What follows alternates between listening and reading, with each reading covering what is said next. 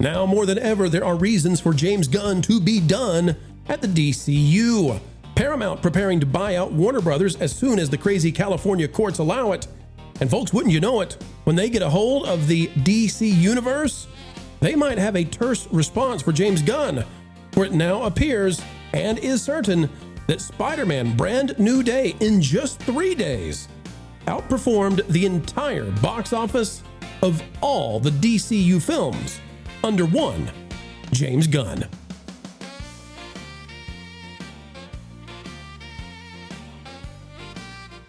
What a day, what a great day, folks. It's the best day to be alive. Even if the skies are gray above you, just know the blue is still up there somewhere, and it will come true. Once again, the sun will be shining ever more. But for James Gunn at DC, well, he just might be done. That door closed. Maybe a new one opens for him, but probably not with Superman, Batman, and beyond. A great conversation is on the way. Folks, like, share, and subscribe, and we're on our way right now. It's a comparison that many folks are not going to know quite yet, but guess what? Ladies and gentlemen, Spider-Man Brand New Day now topping $1.05 billion in 4 days.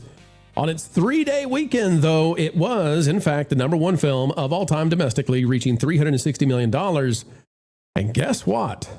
Guess what? That's just domestic. If we look at the worldwide, it's over $1 billion, as we said before, and that means that Spider-Man in just 3 or 4 days has outperformed James Gunn's entire run as the head honcho of the DCU.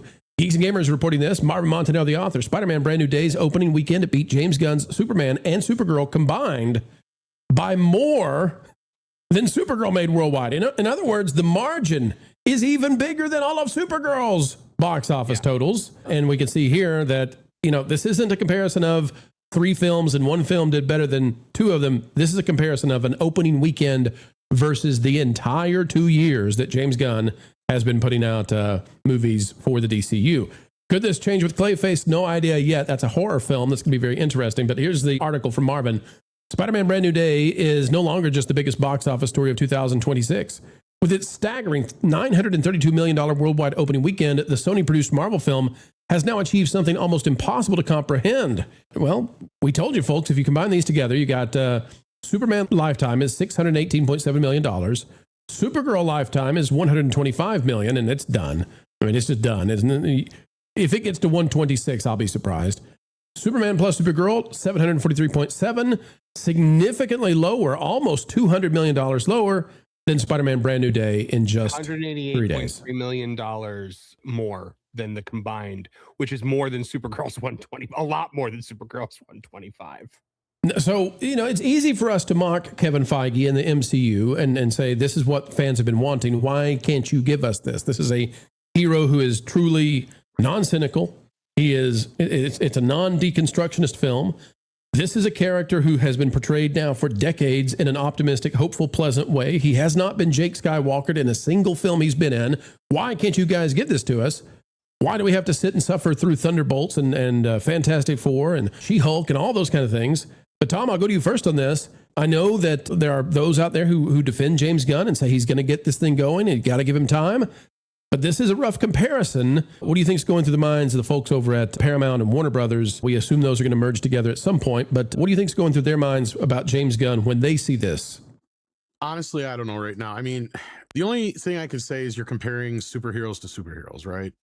Sure. The big problem here is I got to take, the one from Kevin Feige and say, you're comparing the biggest superhero of all time in their 4th film to 2 starters at this point, which... Yeah, but it's tough. Yeah, but it's tough to say that Spider-Man is the biggest hero of all time. Right now he is.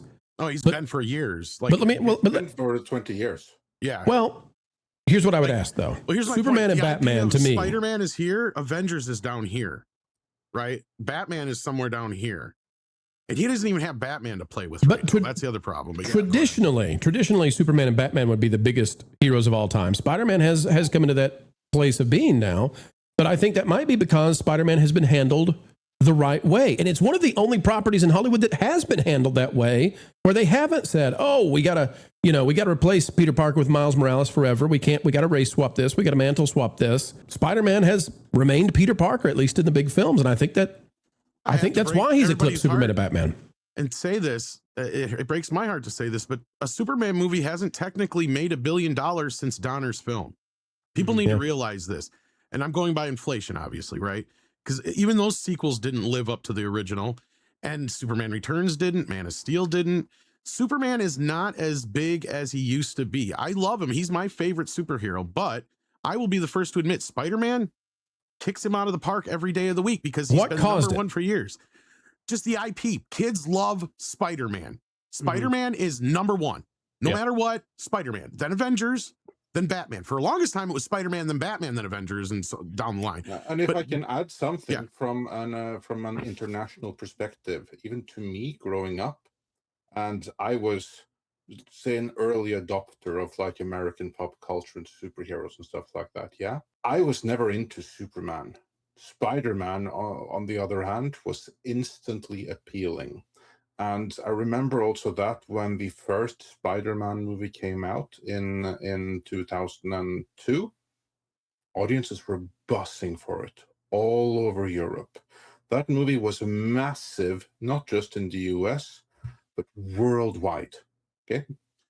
Because Spider-Man had slowly been building an audience, even internationally, and then the movie came out, and it was the right movie at the right time, not just in the US, but worldwide. It captured a whole generation, also of kids. It got people into superheroes that had seen Donner's Superman movie, didn't do jack shit for them. Yeah, it was a fun thing, didn't really care about it. But then around the world, Spider-Man resonated in a way that Superman never did. And we saw this later on with the Superman movies, both Superman Returns and Henry Cavill's Superman, and later on James Gunn's Superman. None of them really took off all that much internationally because Superman was always a very American thing. Superheroes were always a very American thing. And that honestly didn't change until Spider-Man 2002. Spider-Man has more worldwide appeal than Superman ever did, especially for the people who are growing up right now. That is a factor. I mean, that is not to take anything away from that Gunn has underperformed. He's made some horrible decisions from there's no decisions there. But by default, Spider-Man is a bigger hero internationally, worldwide, than Superman has ever been. I'll give you a good example. It's a good parallel. King Kong, right? Because if you notice the Godzilla Kong films, all the Godzilla films performed very well outside the US, and they did well in the US too. But Kong performed much better in the US than anywhere else. Because Kong is a big deal in the US, but outside the US, he's kind of like, yeah, he's just a big monkey, right? But to us, he's an icon, right? So like, it's kind of the same thing with Superman. He's more of an icon here to us, but outside the US, they're just like, nah, he's just like every other superhero. It's like the same. It's like the same thing with the James Donner movie. This is not a revered classic outside of the US. I'm sorry, it isn't. It really isn't. If you have like a bunch of movie critics in Europe, in my country, listing their 100 favorite movies, the original Superman is not going to be on that list. Tim Burton's Batman maybe, but no way, it's not going to be there. It's just not that revered. Superman ain't that big a deal internationally. But that aside, to push ahead on the story, go ahead, Marv. No, I think that Spider-Man's popularity exploded for this. You have this golden period in the mid 90s. We get the Spider-Man Fox cartoon. For my generation, that and the X-Men cartoon together were gold standards. And X-Men to me was bigger, Marv. It was Batman X-Men was 80s, 90s. And then Spider-Man took off at the latter half of the 90s. And then it had a rise there, but Spider-Man was always huge. Go ahead, Marv. It's the 90s, so 60s. We've got that Spider-Man's popularity, I think, rose with that cartoon, and then they hit the Spider-Man Raimi movie at the perfect time because we had been without Spider-Man for a little tiny bit, and then 2002, boom, we have Spider-Man the movie, and then it was just that was the first. Yes, the X-Men movie came first, but the Spider-Man movie was a phenomenon that kicked off the superhero craze, and I think that's where a lot of it. Well, both but honestly, of those two, if you were to take like a survey of people on the street, you go up and ask them, name 5 superheroes for me. I guarantee you that the majority of them will give you some kind of combination in there of Spider-Man, Superman, Batman.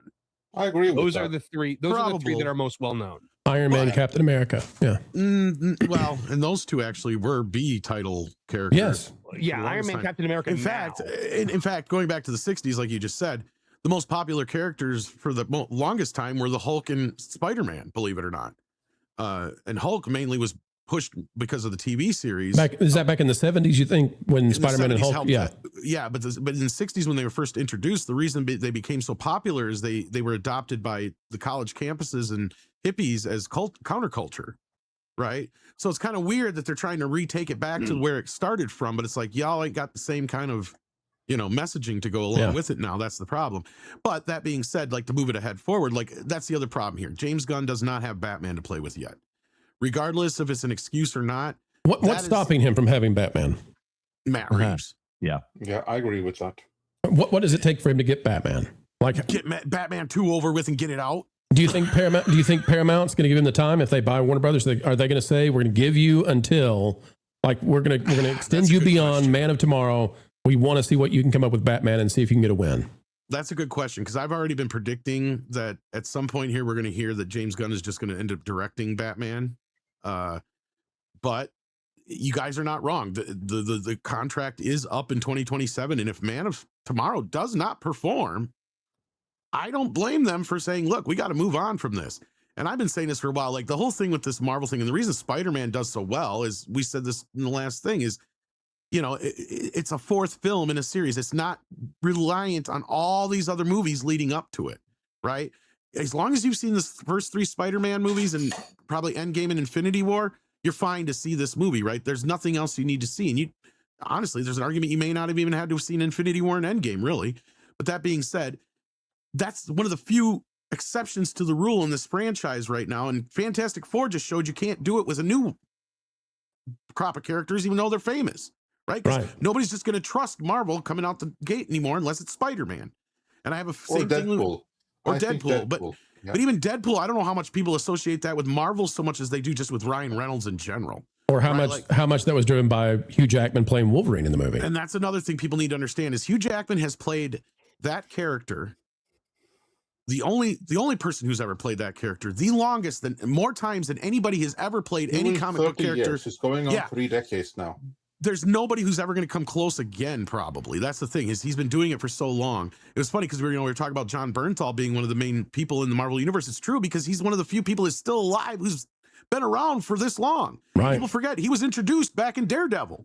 So he's been around for quite a long time. In fact, I brought up the point that he was introduced at the same time as Spider-Man. So so Tom Holland and Bernthal and the few that you have left over are all you really got. Hemsworth, and he's been treated like crap.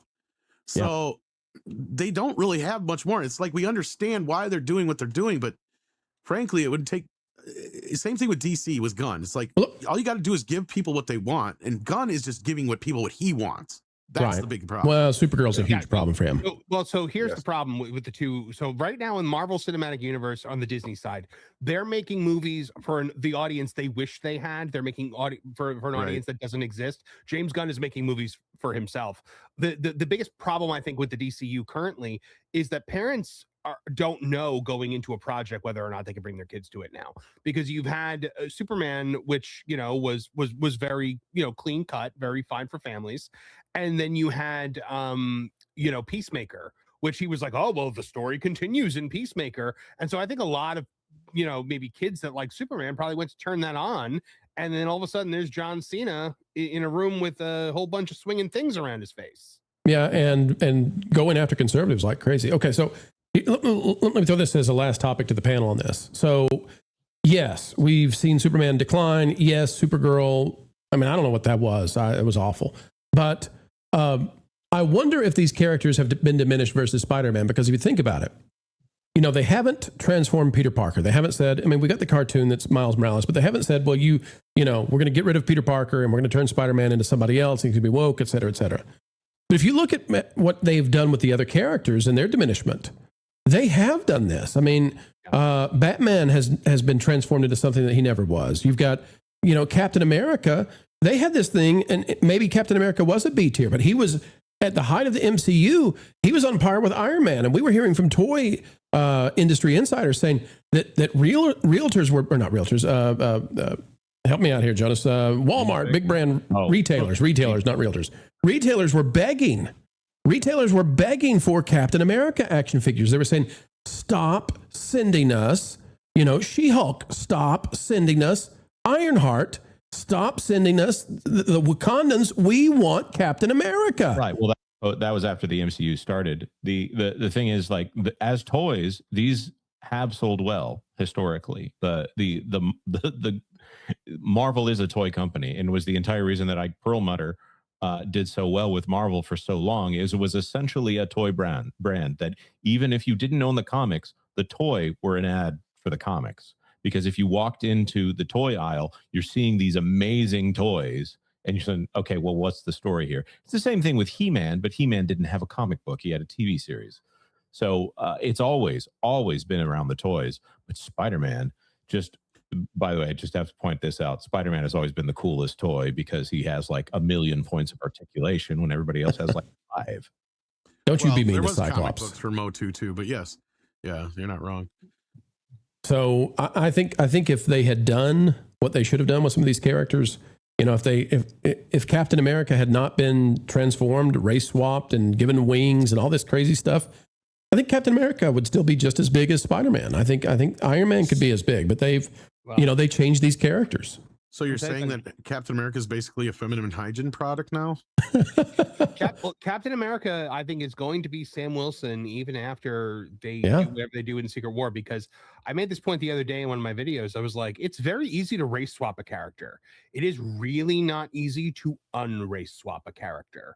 Yep. And when you look at what's going on right now with the woke mob now turning on Disney because it's canceling these underperforming Marvel projects and sidelining characters that are not, financially viable for them, they're all coming at Disney with pitchforks now. And I'm like, well, this is the bed you made.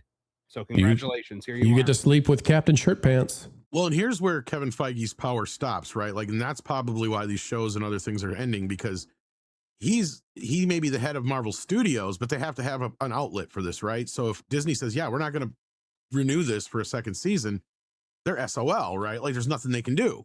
It's done. It's over. It's kind of the same thing with over at Star Wars. Like, like we've heard before, Kathleen Kennedy can green light TV shows till she's blue in the face. Doesn't know if it's going to show up or not, but she can't do anything with movies unless she gets, approval through Disney's studios proper.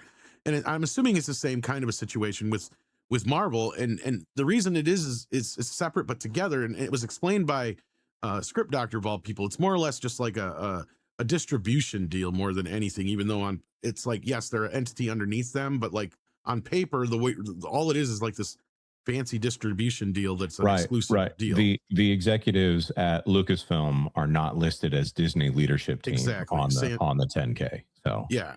And I'm assuming it's the same for Marvel, and that's kind of how they run. And that's where I said before, is I'm not even 100% sure Josh D'Amaro or Bob Iger could have fired either one of them. It would have probably had to come down from like the board itself or some other higher authority, because they're two separate companies technically. Yeah. And then Bob says, I am the board. Well, folks, which is funny because that's exactly what they're trying to do over at Warner Brothers, which, in theory it should have worked, but instead it gave James Gunn too much leeway to do what he's doing. Unfortunately. Well, folks, you tell us, is James Gunn done? Is it fair? Is it not? And what do you think about Spider-Man Brand New Day beating the entire DCU box office tally in just 3 days? Thank you, ladies and gentlemen, for checking out the video today. It's such a pleasure every time we get to endeavor together, explaining entertainment and keeping you ahead of the culture curve. If you would be so kind, folks, swerve on down to that like button wherever you may find it and click it, please. It helps us. And you are the gigawatts that send us far and wide across the fruited plains of YouTube. Until the next time, keep learning, keep growing, and as always, keep having fun.